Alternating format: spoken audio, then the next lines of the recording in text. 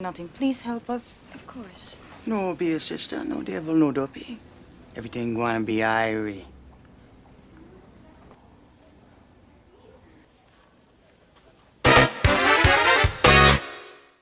Nobody likes when a game series is left without a conclusion. Take it from a loser who dropped $500 to Kickstarter for a game that lay 15 years in limbo. But as soul-crushing as it may be to witness a game just sit in development hell for years, what about the video game genres themselves that just said, hold on to your diapies, babies, it's time to disappear forever? It's only natural that certain genres were gonna reign supreme while other weird-ass janky games would fall by the wayside. Kinda like those Sega CD FMV games.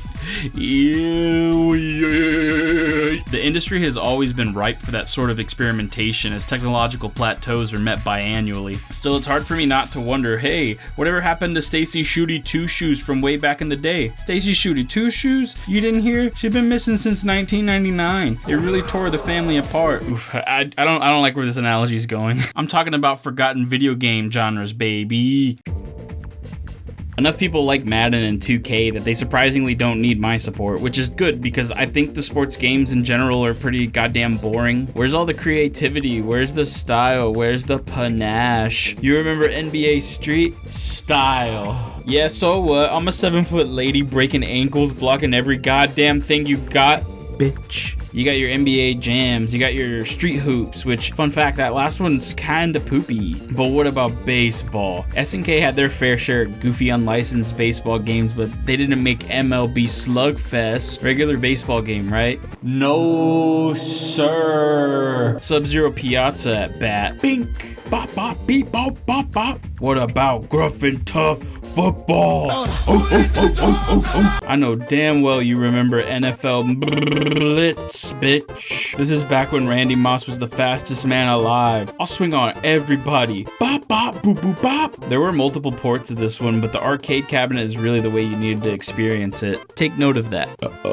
ESPN, every stinking person needs mechs. I guess sure, mech games aren't dead, nor do I think they'll ever be obscure. There's tons of stuff out right now, not to mention a plethora of different Gundam titles. I'm not talking about them, nor even the whole genre really, because it doesn't really entail any uniform gameplay or mechanics. I mean, it could range from a simple Gundam crossover fighting game to a game like RAD, Rad, one that functions almost like an early mech simulator. I don't know, I haven't really played that last one in a while. I might need to play it again soon. Maybe I might stream it. I'm on Twitch. Whatever you do, don't subscribe to me and follow me there. Just don't do it. Whatever you guys do, do not suck my dick. What I'm mainly concerned with is the method to which you play these bad boys. I want to feel like I'm in the Fish Gundam. Let me shoot some fools. What's the point of all this goofy ass technology if I can't get in some robots? But hey, what about Titanfall, you may be asking? I don't give a damn hoot about Titanfall. I'm talking about Steel Battalion. I'm talking about Virtual On. These games understood big robot immersion.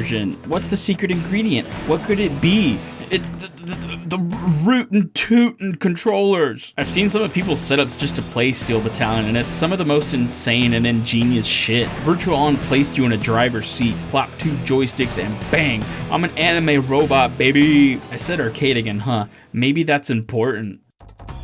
Rampage just so happened to be the whole inspiration for this video. I don't really even know how to categorize it. It's like a pre-rendered graphic kaiju game where you and your friends would demolish buildings, chomp some tourists, and ride some planes. Pick your poison. Monkey, lizard, wolf, rat wolf. I thought it was a rat when I was a kid. And the home port of this was pretty cool. You could just plop yourself on the couch with some friends and probably destroy your own city because there was like 128 of them. And then dying and coming back to life and then bopping your friends as they try to get some health because you're a little asshole. My health, bitch. But it's almost as if it's designed in a way that incentivizes you to have to insert a coin into something to keep the party going. I know the word. I just can't put my finger on it.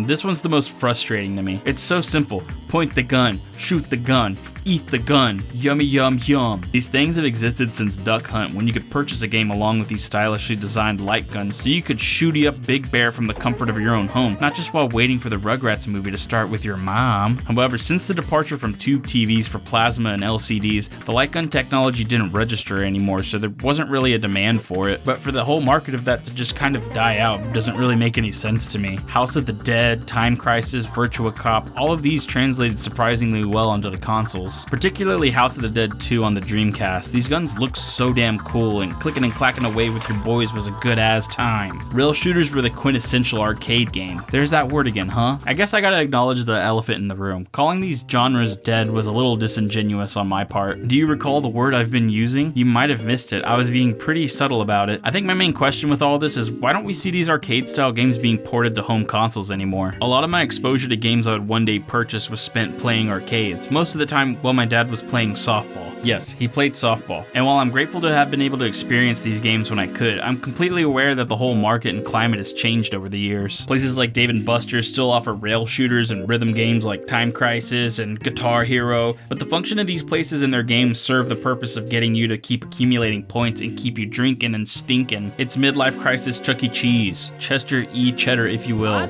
But still my question remains, why don't we see genres like the ones I've mentioned up above? Give me a golf game where I could beat down Arnold Palmer, the drink, not the man. The price is on the can though. I don't need to hear basketball players read their own lines anymore. That's the kind of selfish I'm talking about. What about the Rampage series? It just sort of disappeared off the face of the earth with total destruction, which wasn't anything to write home about, but I'm surprised there haven't really been any spiritual successors or homages or anything.